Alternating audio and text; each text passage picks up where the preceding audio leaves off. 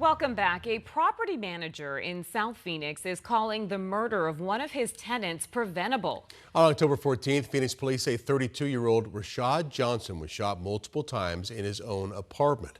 A violent convicted felon is now accused of that shooting.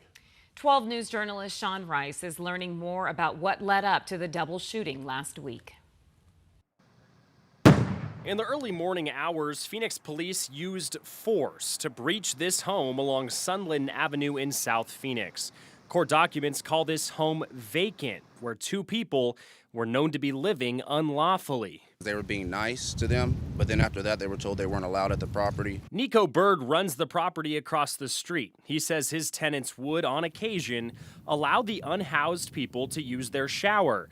But when their behavior became more brazen, Bird took actions to trespass them from the property. We put locks on. The squatters were mad. That happened, and one of the tenants tried to force them out of the house, and gunshots were fired. Phoenix police arrested 49-year-old Refugio Jimenez for firing those shots. He's pictured here from a previous stint in prison here in Arizona.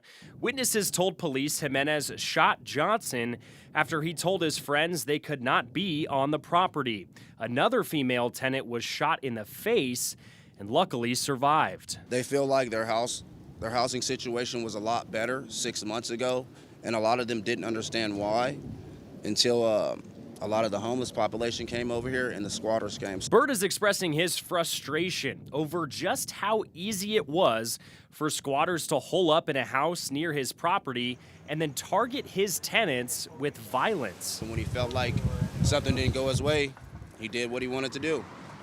So now, I have a tenant that's dead and I have a girlfriend that's crying over here, wishing he was alive. He's urging Phoenix city leaders and the police to take a closer look at how unhoused people are able to take over a property and the effects that can have on Arizonans who are just trying to get by. Sometimes they would come here and say it's just a homeless guy.